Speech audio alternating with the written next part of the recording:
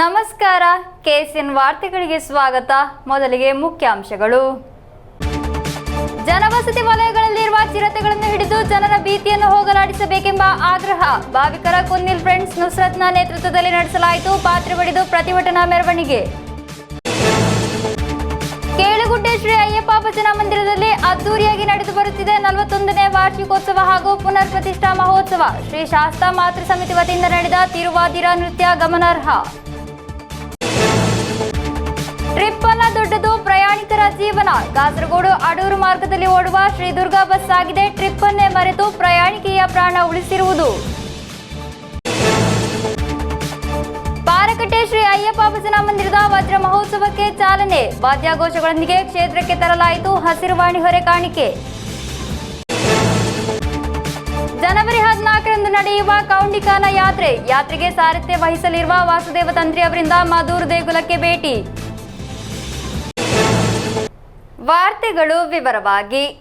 ಜನವಸತಿ ವಲಯಗಳಲ್ಲಿರುವ ಚಿರತೆಗಳನ್ನು ಹಿಡಿದು ಜನರ ಭೀತಿಯನ್ನು ಹೋಗಲಾಡಿಸಬೇಕೆಂದು ಆಗ್ರಹಿಸಿ ಭಾವಿಕರ ಕುನ್ನಿಲ್ ಫ್ರೆಂಡ್ಸ್ ನುಸ್ರತ್ನ ನೇತೃತ್ವದಲ್ಲಿ ಅರಣ್ಯ ಇಲಾಖೆಯ ಬೋವಿಕಾನ ವಿಭಾಗ ಕಚೇರಿಗೆ ಪಾತ್ರೆ ಬಡಿದು ಪ್ರತಿಭಟನಾ ಮೆರವಣಿಗೆ ನಡೆಸಲಾಯಿತು. ಪಂಚಾಯತ್ ಸದಸ್ಯೆ ಅನೀಸಾ ಮನ್ಸೂರ್ ಮಲದ್ ಉದ್ಘಾಟಿಸಿದರು.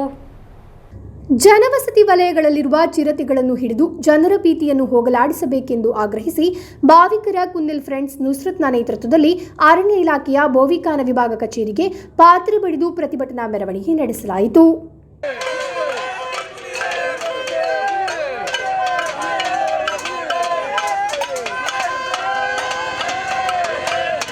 ಪಂಚಾಯತ್ ಸದಸ್ಯೆ ಅನೀಸಾ ಮನ್ಸೂರ್ ಮಲ್ಲತ್ ഉദ്ഘാಟಿಸಿದರು. കാട്ടാനക്കൂട്ടങ്ങളും കാട്ടുപോത്തും കുരങ്ങും കാട്ടുപന്നിയും കർഷകരുടെ വിളകൾ നശിപ്പിക്കാൻ തുടങ്ങിയിട്ട് കാലങ്ങളായിട്ടും ഇതുവരെ അതിനൊരു നടപടി ഉണ്ടായിട്ടില്ല. ഇപ്പോൾ പുലിയെ ഭയന്ന് പട്ടാപ്പകൽ പോലും ജനങ്ങൾക്ക് നടക്കാൻ ഭയക്കുന്ന ഒരു സ്ഥിതിയാണുള്ളത്. ഇനിയെങ്കിലും നടപടി ഉണ്ടായിട്ടില്ലെങ്കിൽ മനുഷ്യൻ്റെ ജീവന് തന്നെ ഭീഷണിയായിക്കൊണ്ടിരിക്കുകയാണ്. അതിനു മുമ്പ് ഇതിനൊരു പരിഹാരം കാണണമെന്നാണ് ഇവിടെ അറിയിക്കാനുള്ളത്. ಅಬ್ದುಲ್ ಖಾದರ್ ಕುഞ്ഞി ಅಧ್ಯಕ್ಷತೆ ವಹಿಸಿದ್ದರು. ಬ್ಲಾಕ್ ಪಂಚಾಯತ್ ಸದಸ್ಯ ಎಂ ಕುಂಜಂಬು ನಂಬ್ಯಾರ್, ಮುಸ್ಲಿಂ ಲೀಗ್ ಪಂಚಾಯತ್ ಅಧ್ಯಕ್ಷ ಬಿಎಂ ಅಬುಬಕರ್, ಪೀಪಲ್ಸ್ ಫಾರಂ ಅಧ್ಯಕ್ಷ ಬಿ ಅಶ್ರಫ್, ಮಾಣಿಕಂಠನ್, ಮೊಹಮ್ಮದ್ ಕುഞ്ഞി, ಅಬ್ದುಲ್ ರೆಹಮಾನ್ ಮುಂತಾದವರು ಉಪಸ್ಥಿತರಿದ್ದರು. News bureau, Kasaragod. ಕೇಳುಗುಡ್ಡೆ ಶ್ರೀ ಅಯ್ಯಪ್ಪ ಭಜನಾ ಮಂದಿರದಲ್ಲಿ 41ನೇ ವಾರ್ಷಿಕೋತ್ಸವ ಹಾಗೂ ಪುನರ್ ಪ್ರತಿಷ್ಠಾ ಮಹೋತ್ಸವ ಅದ್ದೂರಿಯಾಗಿ ನಡೆದು ಬರುತ್ತಿದೆ. ಶ್ರೀ ಶಾಸ್ತಾ ಮಾತೃ ಸಮಿತಿ ವತಿಯಿಂದ ಆಯೋಜಿಸಿದ ತಿರುವಾದಿರ ನೃತ್ಯ ಗಮನಾರ್ಹವಾಗಿತ್ತು. ಕೇಳುಗುಡ್ಡೆ ಶ್ರೀ ಅಯ್ಯಪ್ಪ ಭಜನಾ ಮಂದಿರದಲ್ಲಿ 41ನೇ ವಾರ್ಷಿಕೋತ್ಸವ ಹಾಗೂ ಪುನರ್ ಪ್ರತಿಷ್ಠಾ ಮಹೋತ್ಸವ ತಂತ್ರಿವರಿಯರಾದ ಉಳಿಯತ್ತಾಯ ವಿಷ್ಣು ಅಸ್ರರವರ ಕಾರ್ಮಿಕತ್ವದಲ್ಲಿ ಅದ್ದೂರಿಯಾಗಿ ನಡೆದು ಬರುತ್ತಿದೆ. ವಿವಿಧ ವೈದಿಕ ಧಾರ್ಮಿಕ ಕಾರ್ಯಕ್ರಮಗಳು ನಡೆಯುತ್ತಿದೆ. ಶ್ರೀ ಶಾಸ್ತಾ ಮಾತೃ ಸಮಿತಿ ವತಿಯಿಂದ ಆಯೋಜಿಸಿದ್ದ ತಿರುವಾದಿರ ನೃತ್ಯ ಗಮನಾರ್ಹವಾಗಿತ್ತು.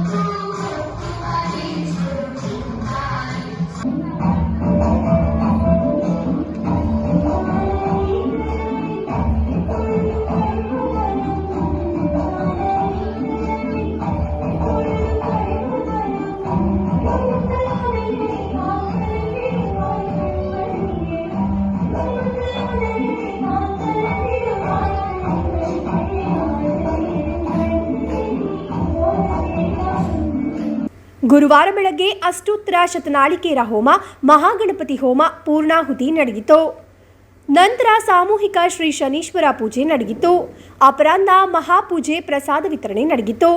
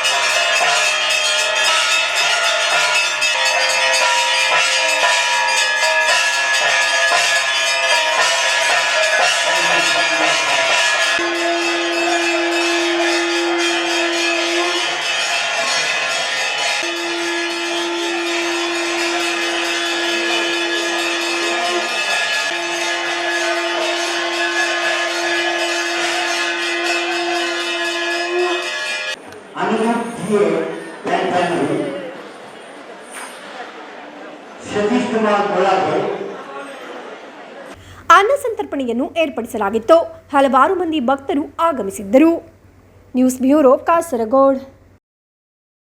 ಟ್ರಿಪ್ ಅಲ್ಲ ದೊಡ್ಡದು, ಪ್ರಯಾಣಿಕರ ಜೀವನ. ಕಾಸರಗೋಡು ಅಡೂರು ಮಾರ್ಗದಲ್ಲಿ ಓಡುವ ಶ್ರೀ ದುರ್ಗಾ ಬಸ್ ಆಗಿದೆ ಟ್ರಿಪ್ ಅನ್ನೇ ಮರೆತು ಪ್ರಯಾಣಿಕೆಯ ಪ್ರಾಣ ಉಳಿಸಿರುವುದು. ಬಸ್ಸು ಕಾಸರಗೋಡಿಗೆ ಬರುತ್ತಿದ್ದ ವೇಳೆ ಪ್ರಯಾಣಿಕರೊಬ್ಬರು ಕುಸಿದು ಬಿದ್ದಾಗ ಚಾಲಕ ಬಸ್ಸನ್ನು ನೇರವಾಗಿ ಆಸ್ಪತ್ರೆಗೆ ಕೊಂಡೊಯ್ದಿದ್ದಾರೆ. ಇವರಿಗೆ ಸೂಕ್ತ ಚಿಕಿತ್ಸೆಯನ್ನು ಕೊಡಿಸಿದ್ದಾರೆ. ಮಾನವ ಸ್ನೇಹದ ಮತ್ತು ಒಳ್ಳೆಯತನದ ಉತ್ತಮ ಸಂದೇಶವನ್ನು ನೀಡುತ್ತಿವೆ ಈ ದೃಶ್ಯಗಳು.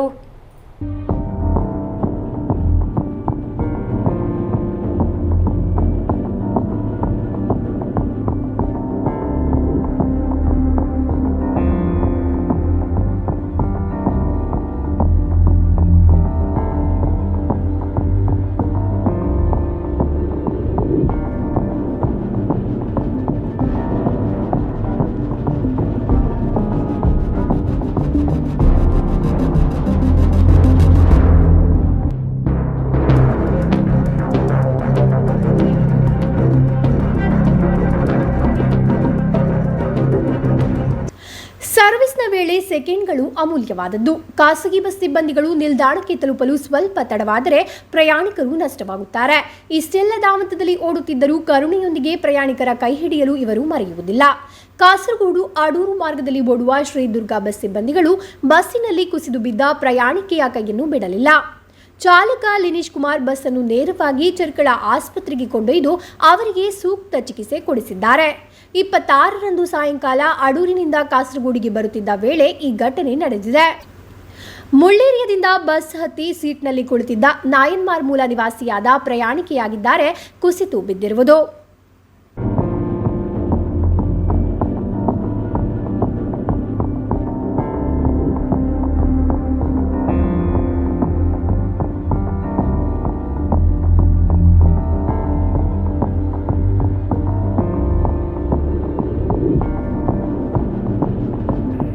ಪ್ರಯಾಣಿಕೆ ಕುಸಿದು ಬಿದ್ದಿರುವುದನ್ನು ಗಮನಿಸಿದ ಅವರು ಬೇರೇನು ಯೋಚಿಸಿಲ್ಲ ಎಂದು ತಕ್ಷಣ ಬಸ್ ಅನ್ನು ಆಸ್ಪತ್ರೆಗೆ ಕೊಂಡೊಯ್ದಿದ್ದಾರೆ ಎಂದು ಡ್ರೈವರ್ ಲಿನೀಶ್ ಕುಮಾರ್ ಹಾಗೂ ಕಂಡಕ್ಟರ್ ಸುಜಿತ್ KC ನ್ಯೂಸ್ಗೆ ತಿಳಿಸಿದರು. ട്രിപ്പ് ദൊഡ്ഡതല്ല, തಮಗೆ പ്രയാണിಕೆಯ ಜೀವ ದೊಡ್ಡದಾಗಿತ್ತು ಎಂದು ಅವರು ಹೇಳಿದರು. അടൂരിൽ നിന്ന് കാസർഗോഡേക്ക് വരുന്ന വൈകുന്നേരത്തെ ട്രിപ്പായിരുന്നു. വരുന്നവർ ഒരാൾക്ക് ക്ഷീണമായിട്ട് ഇങ്ങനെ യുവതി കുഴഞ്ഞു വീണതാണ്. അന്നേരം ഒന്നും കഴിയാത്തതുകൊണ്ട് ഹോസ്പിറ്റലിൽ എത്തിച്ചതാണ്. ട്രിപ്പല്ല ഞങ്ങൾക്ക് വലുത്. പിന്നെ ബസ്സിൽ വരുന്ന യാത്രക്കാർക്ക് അവർക്ക് സുഖമില്ലാതെ പെട്ടെന്ന് ഹോസ്പിറ്റലിലേക്ക് എത്തിക്കണമെന്നല്ലേ വിചാരിച്ചിട്ടുള്ളൂ. അങ്ങനെയാണ് പെട്ടെന്ന് ഹോസ്പിറ്റലിലേക്ക് എത്തിച്ചത്. സംഭവം വെച്ചാൽ ബോയിക്കാനെത്തി അവിടെ ഇരുന്നിടത്തുനിന്ന് വീണ് പിന്നെ ഒന്നും നോക്കിയില്ല. പിന്നെ നേരെ ഹോസ്പിറ്റലിൽ കൊണ്ടുവന്നു.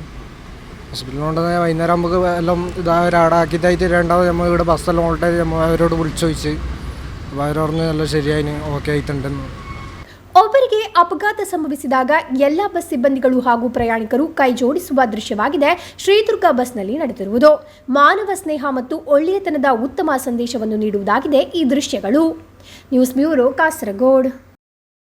ಕೂಡ್ಲು ಪಾರಕಟ್ಟೆ ಶ್ರೀ ಅಯ್ಯಪ್ಪ ಭಜನಾ ಮಂದಿರದ ವಜ್ರ ಮಹೋತ್ಸವಕ್ಕೆ ಅದ್ದೂರಿಯ ಚಾಲನೆ ದೊರಕಿತು. ಮೇಪುಗುರಿ ಶ್ರೀ ದುರ್ಗಾ ಪರಮೇಶ್ವರಿ ಕ್ಷೇತ್ರದಿಂದ ಶ್ರೀ ಕ್ಷೇತ್ರಕ್ಕೆ ವಾದ್ಯ ಘೋಷಗಳೊಂದಿಗೆ ಹಸಿರುವಾಣಿ ಹೊರೆಕಾಣಿಕೆ ತರಲಾಯಿತು. ಕೂಡ್ಲು ಪಾರಕಟ್ಟೆ ಶ್ರೀ ಅಯ್ಯಪ್ಪ ಭಜನಾ ಮಂದಿರದ ವಜ್ರ ಮಹೋತ್ಸವಕ್ಕೆ ತಂತ್ರಿವರ್ಯರಾದ ಉಳಿಯತಾಯ ವಿಷ್ಣುವಸ್ತ್ರರವರ ಕಾರ್ಮಿಕತ್ವದಲ್ಲಿ ಅದ್ದೂರಿಯ ಚಾಲನೆ ದೊರಕಿತು. ಮೇಪುಗುರಿ ಶ್ರೀ ದುರ್ಗಾ ಪರಮೇಶ್ವರಿ ಕ್ಷೇತ್ರದಿಂದ ಶ್ರೀ ಕ್ಷೇತ್ರಕ್ಕೆ ವಾದ್ಯಘೋಷಗಳೊಂದಿಗೆ ಹಸಿರುವಾಣಿ ಹೊರೆಕಾಣಿಕೆ ತರಲಾಯಿತು. ಹಲವಾರು ಮಂದಿ ಭಕ್ತರು ಹೊರೆಕಾಣಿಕೆ ಮೆರವಣಿಗೆಯಲ್ಲಿ ಪಾಲ್ಗೊಂಡಿದ್ದರು.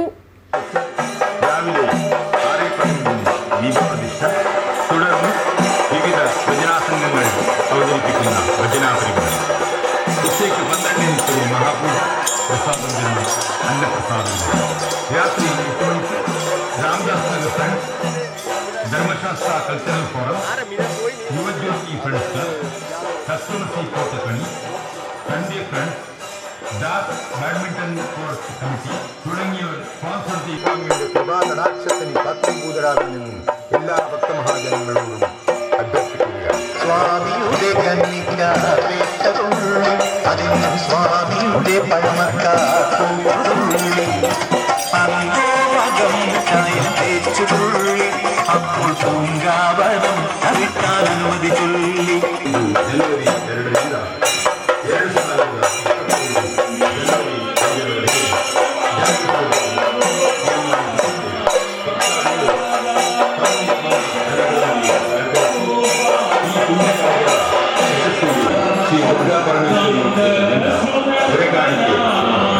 ಬೆಳಿಗ್ಗೆ 9 ಗಂಟೆಗೆ ತಂತ್ರಿವರಿಯರಾದ ಬ್ರಹ್ಮಶ್ರೀ ಉಳಿಯತ್ತಾಯ ವಿಷ್ಣುಮಾತ್ರ ವಿವಿಧ ದಿನಗಳಲ್ಲಾಗಿ ವಿವಿಧ ವೈದಿಕ ಧಾರ್ಮಿಕ ಸಾಂಸ್ಕೃತಿಕ ಕಾರ್ಯಕ್ರಮಗಳನ್ನು ಹಮ್ಮಿಕೊಳ್ಳಲಾಗಿದೆ. News bureau Kasaragod. 12 ವರ್ಷಗಳ ಬಳಿಕ ಜನವರಿ 14ರಂದು ನಡೆಯುವ ಕೌಂಡಿಕಾನ ಯಾತ್ರೆಯ ಸಾರಥ್ಯ ವಹಿಸಲಿರುವ ವಾಸುದೇವ ತಂತ್ರಿ ಅವರು ಮಧೂರು ಶ್ರೀ ಮದರಂತೇಶ್ವರ ಸಿದ್ಧಿವಿನಾಯಕ ದೇವಸ್ಥಾನಕ್ಕೆ ಭೇಟಿ ನೀಡಿದರು. ಪೂರ್ಣಕುಂಭ ಸ್ವಾಗತ ನೀಡಿ ಅವರನ್ನು ಬರಮಾಡಿಕೊಳ್ಳಲಾಯಿತು.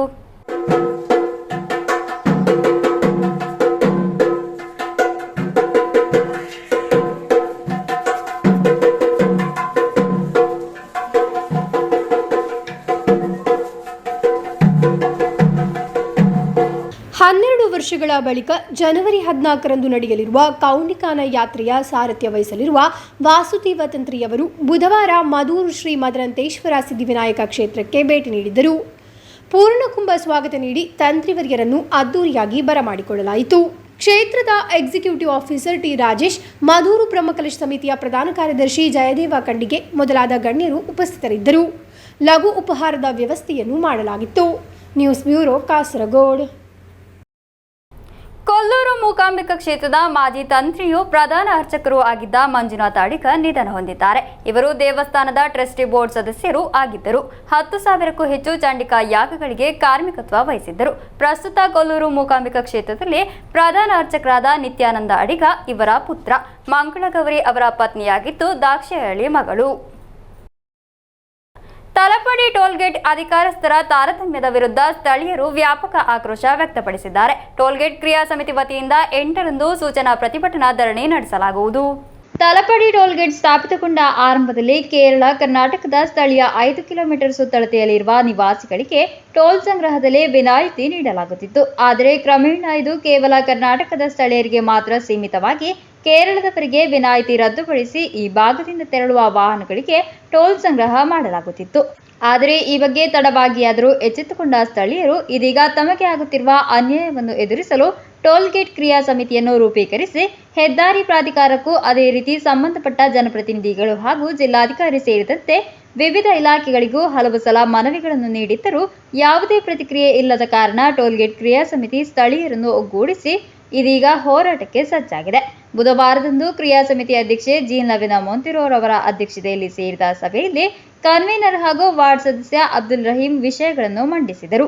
ಇದರ ಮುಂದುವರಿದ ಭಾಗವಾಗಿ ಸ್ಥಳೀಯರಿಗೆ ಆಗಿರುವ ಅನ್ಯಾಯವನ್ನು ಎದುರಿಸಲು ತಲಪಾಡಿ ಟೋಲ್ಗೇಟ್ ಪರಿಸರದಲ್ಲಿ ಜನವರಿ 8ರಂದು ಸಾಯಂಕಾಲ 4 ಗಂಟೆಗೆ ಸೂಚನಾ ಪ್ರತಿಭಟನಾ ಧರಣಿ ನಡೆಸಲು ತೀರ್ಮಾನಿಸಲಾಗಿದೆ.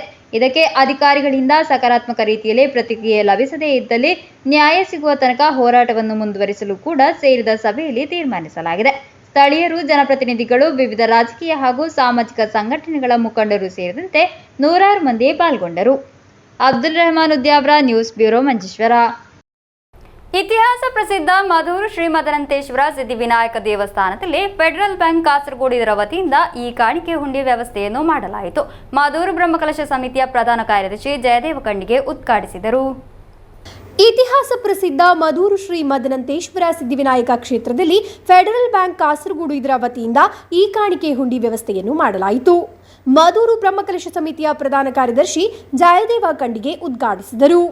ದೇಗುಲದ executive officer T Rajesh, BN Subrahmanya, Narayanaiah master, bank manager ಮೊದಲಾದವರು ಉಪಸ್ಥಿತರಿದ್ದರು.